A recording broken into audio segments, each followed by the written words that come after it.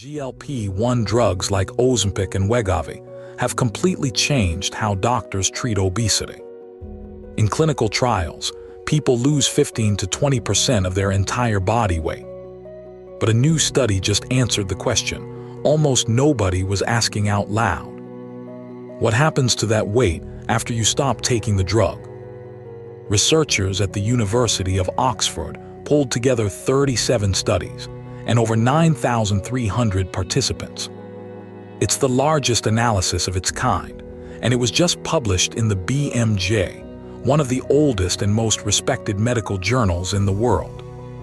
The short answer is not subtle. The weight comes back, and it comes back fast. Before we get to the numbers, it helps to understand why this question matters so much right now. Obesity is a chronic, relapsing condition. It affects almost 2 billion adults worldwide, and it raises the risk of serious disease and early death. For decades, the main treatment was behavioral. Diet changes, more physical activity, structured support programs. Then came a new generation of drugs. Semaglutide, sold as Ozempic and Wegovy. Tirzepatide, sold as Mounjaro and Zepbound. Both mimic a gut hormone called GLP-1 that controls appetite and blood sugar.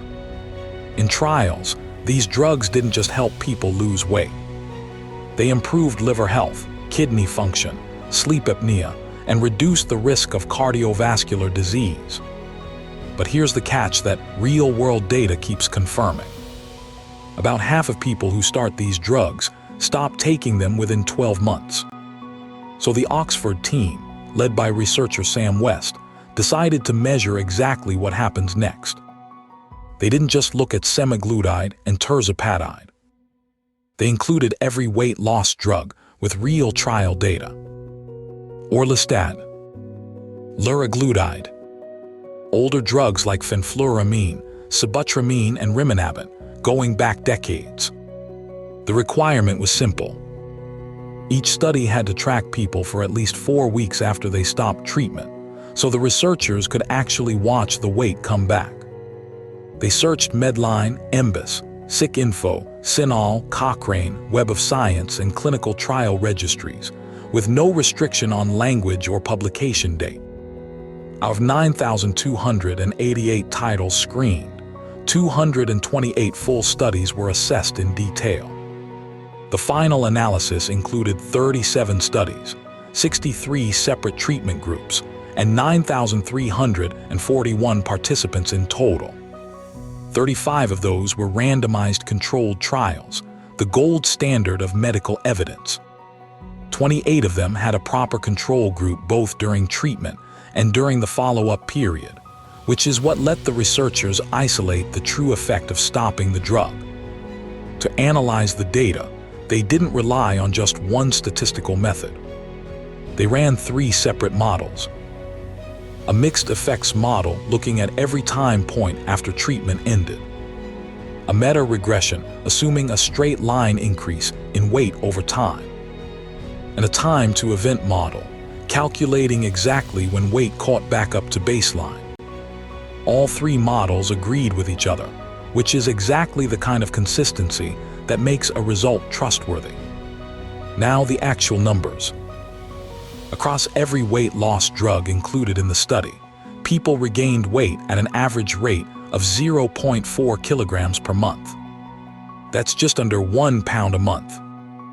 At that pace, the researchers calculated that the average person returns to their starting weight 1.7 years after stopping the medication.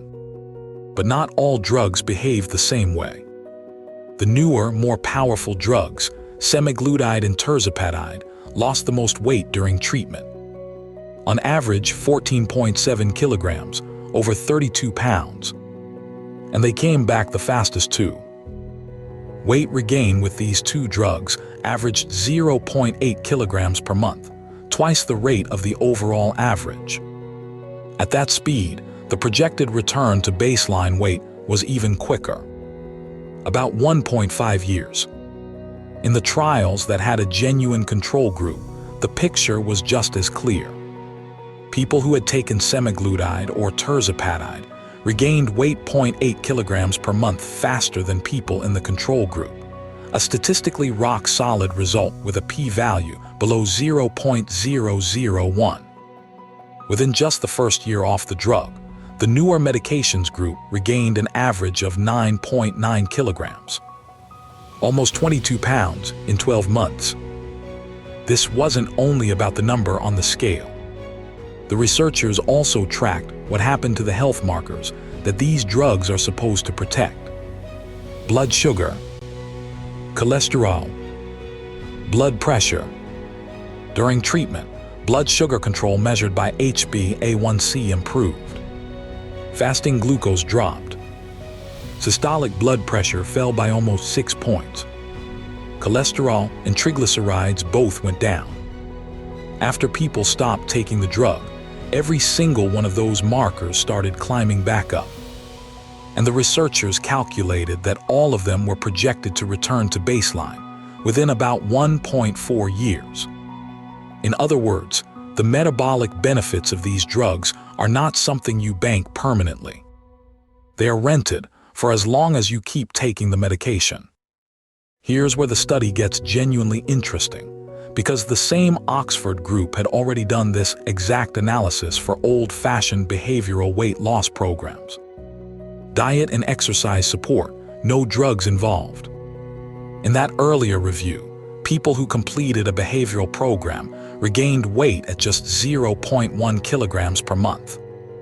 It took almost 4 years for their weight to fully return to baseline. So when the researchers compared the two approaches directly, a clear pattern emerged. Drugs produce more weight loss up front, 3.2 kilograms more on average than behavioral programs. But the body claws that weight back roughly 3 times faster after stopping a drug than after finishing a behavioral program. 0.3 kilograms per month faster, to be precise, and that difference held up even when they compared people who'd lost the exact same amount of weight through either method. Put simply, diet and exercise changes, once they stick, seem to create something more durable. Drug-induced weight loss, once the drug stops, seems to unwind almost on its own schedule, regardless of how much willpower or support a person has afterward.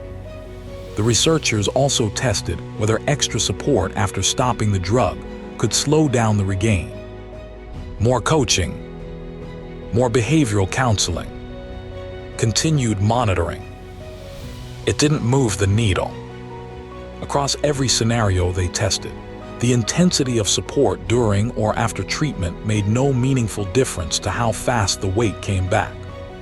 That's an uncomfortable finding, because it undercuts the assumption that simply pairing these drugs with better lifestyle coaching will solve the rebound problem.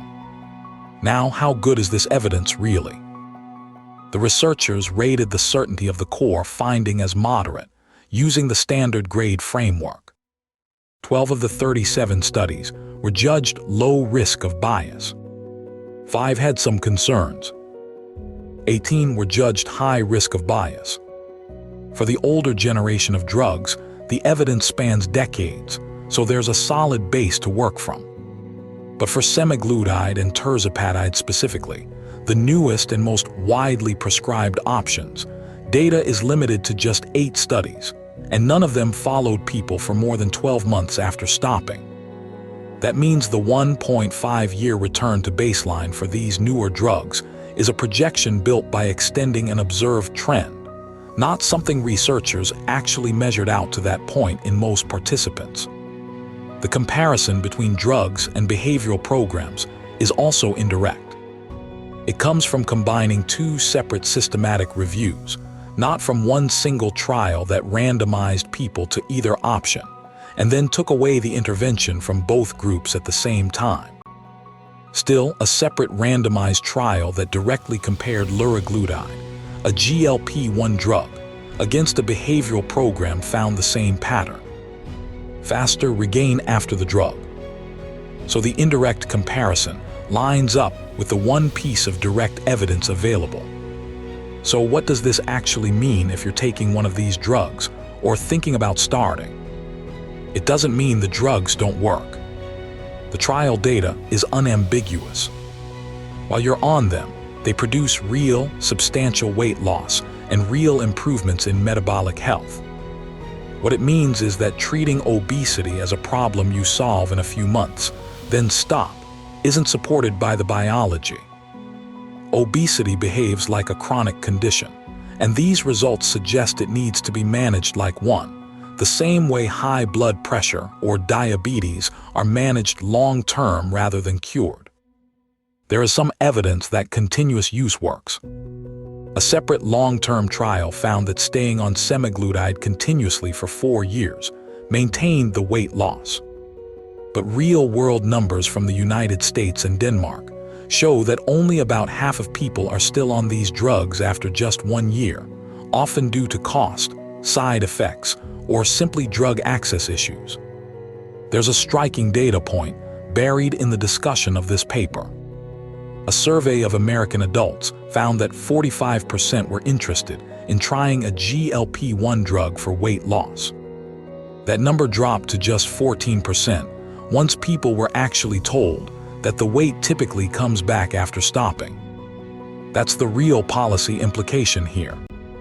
People are making decisions about these medications without knowing this basic fact about how they behave once treatment ends. Better informed consent before starting treatment might change a lot of decisions. In the UK, national health guidelines already recommend giving people support after they stop one of these drugs. But this study found no evidence that such support actually slows the weight regain down. So the researchers are calling for more work on what could actually work. Intermittent treatment cycles, lower maintenance doses, better predictors of who can stop safely and who can't. There were a few other threads the study touched on but couldn't fully resolve. Some smaller research has suggested these drugs might help with osteoarthritis pain or protect against cognitive decline, independent of the weight loss itself. The data here wasn't enough to properly test those possibilities, but the researchers note that it seems unlikely any such benefits would survive full weight regain, given how closely other cardiometabolic improvements track the weight itself. Let's bring this back to the headline number, because it's the one thing worth remembering. 0.4 kilograms a month. That's the average pace at which the body erases the results of these drugs once you stop. 0.8 kilograms a month for the newest, most powerful versions. At that rate, most of the benefit, the weight loss and the metabolic improvements, is gone within about a year and a half. This is not a study telling you these drugs are a failure. It's a study telling you exactly how they fail if you use them the way a lot of people currently do, as a short-term fix rather than part of a long-term plan. That's the study. Weight regain after cessation of medication for weight management, published in the BMJ in 2026 by Sam West and colleagues at the University of Oxford, based on data from 37 studies and over 9,000 participants. It's open access, so if you want to read the full paper yourself, the link and DOI are in the description. If you found this useful, consider subscribing. We break down real peer-reviewed research like this, without the hype and without the fear-mongering every week.